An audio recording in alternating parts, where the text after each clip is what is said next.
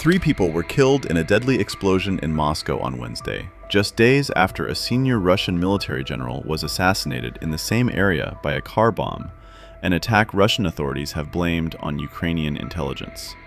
According to Russia's State Investigative Committee, the blast occurred when 2 police officers approached a man behaving suspiciously near the scene of Monday's assassination. As officers moved in, an explosive device detonated, killing both policemen and a third individual. Criminal cases have been opened under statutes covering the murder of law enforcement officers and the illegal trafficking of explosive devices. Investigators have not yet clarified whether the bomb was remotely detonated or carried by the suspect himself. Heard it. It was around 1:30 at night, I think. While I was just sitting in the evening, relaxing, looked out the window, and there was an explosion. I heard it, saw that something had gone off somewhere. But it was the same sound as a couple of days ago with the car, just quieter. So, in that direction. Then I looked towards the lot. Before that, you could hear that there was police there, something was going on. Thunder at 1:30, such a thunder that the house even shook. What was that? The force? It shook, right? Yeah, it shook. Ukrainian military intelligence has previously acknowledged responsibility for some past attacks, though it has remained silent on the most recent incidents. Meanwhile, Russian President Vladimir Putin has been briefed on recent contacts between Moscow and envoys of US President Donald Trump regarding proposals for a potential peace deal in Ukraine, the Kremlin said Wednesday. Both in the near future and in the long term. I would like to note that the government is acting in a coordinated and professional manner, implementing a comprehensive agenda aimed at tangible, positive changes in the lives of citizens and the country as a whole. Despite all the challenges, Russia is moving forward and developing. Our key macroeconomic indicators remain stable. The structures are gradually changing. The structure of the national economy is shifting in favor of industries with high added value. Inflation is decreasing. Unemployment is at a historically low level. It is fundamentally important that the government manages to balance the budget, which guarantees the stability of the country's financial system. We are fulfilling all our social obligations, including measures to support families with children. The state of public finances makes it possible to fully fund defense and security expenditures, while also enabling higher growth rates in key areas of development within the framework of new national projects. The launch of these projects has, in many ways, become a landmark and most significant event of the current year. What would I like to emphasize here once again? A great deal of intensive work is being carried out as part of the national projects, together with regional teams, businesses, and public organizations. And our common goal is to achieve long-term national development objectives. This means, first and foremost, overcoming demographic challenges and achieving steady growth in the birth rate.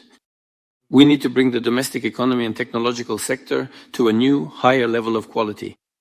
We need to strengthen the healthcare and education systems, address systemic issues related to infrastructure, improve the amenities of our cities and towns, and enhance the quality of life for Russian citizens. Let me repeat, we are facing ambitious tasks, but this is the demand of the times. This is what the citizens of Russia are asking for. And only together, only by giving our all with maximum responsibility and engagement at every level, will we be able to achieve success.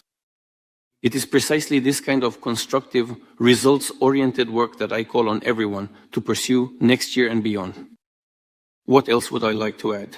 As you know, last week there was a direct line session. Among other things, topics raised by citizens were discussed, including issues that citizens themselves brought up. One of these was a question from families with many children. The thing is that families lose their right to receive the unified benefit if their total income slightly exceeds the established criteria. We discussed this issue with Mikhail Vladimirovich quite recently, literally a couple of days ago. We need to find a flexible and proper solution to support large families. But the funds are being allocated for this after all. They are being allocated, yes, but there will be no income for the budget if these allocated funds are not actually distributed. Families, well, someone goes to work. And what then? It needs to be arranged so that not only does the person or family not lose anything, but that they actually have some increase in their family budget. Otherwise, there's no point in going to work. So what's the point then? Or should people work off the books? What does that mean for the budget? It's bad because taxes, even if they are reduced, will be completely absent. Isn't that right? That's why I strongly urge my colleagues in the government, as well as in the State Duma and in the regions, to promptly refine and make well-considered decisions in favor of Russian families. Another issue that was raised during the direct line concerns fines for developers who violate the deadlines for handing over apartments to co-investors. As you may recall, during the pandemic, we introduced a moratorium on such fines to support the construction industry, and since then, the moratorium has been extended several times. Now, the situation in the housing market no longer requires such support measures for developers. At the same time, for homebuyers, penalties play a significant role, strengthening the guarantees for the protection of their rights if the delivery of apartments is delayed. The current moratorium on fines for missing project delivery deadlines expires on December 31st, and we have agreed not to extend it any further. At the same time, I would like to draw my colleagues' attention to the need for systematic work with developers to ensure they fulfill their obligations to home buyers within the established deadlines. That is what I wanted to say at the beginning of our conversation. And now I would like to congratulate all members of the government, colleagues in the government office, in the federal subjects, and the teams of ministries and agencies on the upcoming new year. Thank you very much for your joint work.